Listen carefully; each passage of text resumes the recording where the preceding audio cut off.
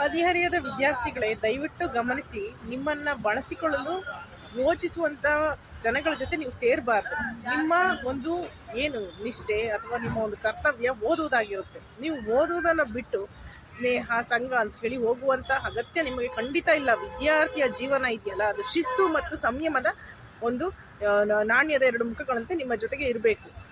ನೀವು ಯಾವಾಗಲೂ ಓದಿನ ಬಗ್ಗೆ ಯಾವ ವಿಚಾರ ಓದಿದರೆ ಹೆಂಗಾಗುತ್ತೆ, ಎಷ್ಟು ಮಾರ್ಕ್ಸ್ ಬರುತ್ತೆ, ಯಾವುದನ್ನು ಓದಿದ್ರೆ ಪ್ರಿಪ್ರೇಟರಿಲಿ ಹೆಂಗೆ ಬರುತ್ತೆ, ಇನ್ನು ಫೈನಲ್ ಎಕ್ಸಾಮಲ್ಲಿ ಎಷ್ಟು ಮಾರ್ಕ್ಸ್ ಬರುತ್ತೆ, ಎಷ್ಟು ಪರ್ಸೆಂಟೇಜ್ ಆಗ್ಬೋದು, ಈ ರೀತಿ ನೀವು ಆಲೋಚನೆ ಮಾಡಬೇಕೇ ಹೊರತು ಸ್ನೇಹ ಚಾಟ್ ಮಾಡೋದು, ಇನ್ನೆಲ್ಲೋ ಸೋಷಿಯಲ್ ಮೀಡಿಯಾದಲ್ಲಿ ಅಮ್ಮ ಅಪ್ಪಂಗೆ ಗೊತ್ತಿಲ್ಲದಂಗೆ ಐ ಡಿ ಕ್ರಿಯೇಟ್ ಮಾಡ್ಕೊಂಬಿಡೋದು, ಇನ್ಸ್ಟಾಗ್ರಾಮು ಅಥವಾ ಸ್ನ್ಯಾಪ್ಚಾಟು ಇನ್ಯಾವುದೋ ಒಂದರಲ್ಲಿ ನಾವು ಆಕ್ಟಿವ್ ಆಗಿಬಿಟ್ಟು ಅವರು ಫ್ರೆಂಡ್ ರಿಕ್ವೆಸ್ಟ್ ಕಳಿಸಿದಾರ, ಫ್ರೆಂಡ್ ರಿಕ್ವೆಸ್ಟ್ ಅಕ್ಸೆಪ್ಟ್ ಮಾಡಿದಾರ, ಅಥವಾ ಹಾಯ್ ಹೇಳಿದಾರ, ಏನಾದ್ರು ಮೀಟ್ ಮಾಡೋಕ್ಕೆ ಸಿಗ್ತಾರೆ, ಎಲ್ಲ ಫೇಕು.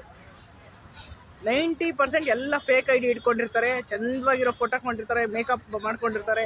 ನಿಮ್ಮನ್ನು ಹುಡುಗರಾಗಿರ್ಬೋದು ಹುಡುಗಿರಾಗಿರ್ಬೋದು ಇಬ್ಬರಿಗೂ ನಾನು ಹೇಳ್ತಾ ಇರುವಂಥದ್ದು, ಯಾರು ಹೇಗೆ ನಿಮ್ಮನ್ನು ಫೇಕ್ ಮಾಡಿ ನಿಮ್ಮನ್ನು ಏನೋ ಮೋಸಗೊಳಿಸ್ತಾರೆ ಅಂತ ಗೊತ್ತಾಗೋದಿಲ್ಲ. ಇವತ್ತು ಪತ್ರಿಕೆಯಲ್ಲಿ ನೀವು ಓದಿರ್ಬೋದು, ಒಬ್ಬ 10ನೇ ಕ್ಲಾಸಿನ ವಿದ್ಯಾರ್ಥಿನಿ, ಅದು ಹಾಸ್ಟೆಲ್ನಲ್ಲಿ, ಸರ್ಕಾರಿ ಹಾಸ್ಟೆಲ್ನಲ್ಲಿ ಇದ್ದಂಥ ವಿದ್ಯಾರ್ಥಿನಿ, ಒಂದು ಜನನವನ್ನು ಆಗಿದೆ. ಆಕೆಗೆ ಒಂದು ಮಗು ಹುಟ್ಟಿದೆ. ಅಂದರೆ ವಿದ್ಯಾರ್ಥಿನಿ ಅಂತ ಹಾಸ್ಟೆಲಲ್ಲಿ ಬಿಟ್ಟಾಗ ತಂದೆ ತಾಯಿ ಎಷ್ಟು ನಂಬಿಕೆಯಿಂದ ಬಿಟ್ಟಿರ್ತಾರೆ. ಆದರೆ ಅಲ್ಲಿ ನಡೆದಿರುವಂಥದ್ದು 5 ಜನ ಏನೋ ಸಸ್ಪೆಂಡ್ ಆಗಿದ್ದಾರೆ. ಆದರೆ ಜೀವನ ಯಾರ್ದು ಹೇಳಿ?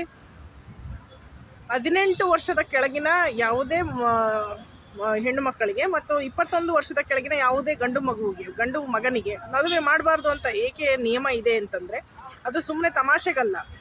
ಹಣಕಾಸಾಗಿರ್ಬೋದು, ಪ್ರೀತಿ ವಿಶ್ವಾಸ, ಇದು ಮತ್ತು ಮದುವೆ, ಇಂಥದ್ದನ್ನು ಯಾವುದನ್ನು ಹ್ಯಾಂಡಲ್ ಮಾಡುವಂಥ ಪರಿಸ್ಥಿತಿಯಲ್ಲಿ ನಿಮ್ಮ ವಯಸ್ಸಾಗಿರ್ಬೋದು, ದೇಹದ ಒಂದು ಸದೃಢತೆ ಇರೋದಿಲ್ಲ.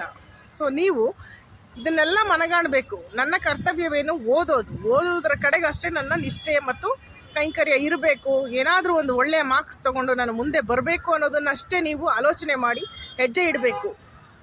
ನಿಮ್ಮೆಲ್ರಿಗೂ ಒಳ್ಳೆಯದಾಗಲಿ. ದಯವಿಟ್ಟು ನಿಮ್ಮನ್ನು ಯಾರಾದರೂ ಮೋಸಗೊಳಿಸ್ತಾ ಇದ್ದರೆ ಅಂಥವ್ರ ಜೊತೆಗೆ ಸೇರಬೇಡಿ.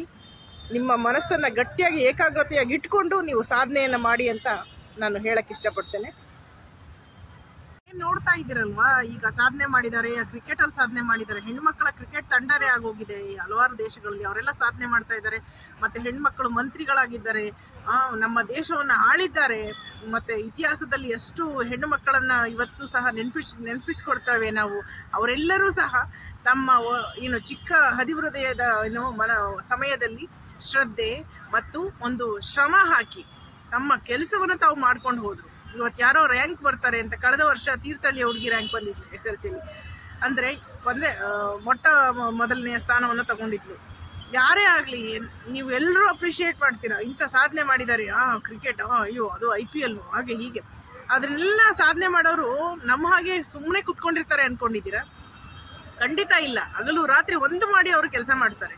ಸಚಿನ್ ಅನ್ನೋವಂತಹ ವ್ಯಕ್ತಿಯ ಕ್ರಿಕೆಟ್ ಸಾಧನೆಯನ್ನು ಮಾಡಿದ್ದಾರೆ. ಅವರ ಬಯೋಗ್ರಫಿಯನ್ನು ಓದಿ ನೋಡಿ, ಅಥವಾ ನೀವು ಸಿನಿಮಾ ಆಗಿದೆ ಅದು ನೋಡಿ, ನಿಮಗೆ ಗೊತ್ತಾಗುತ್ತೆ.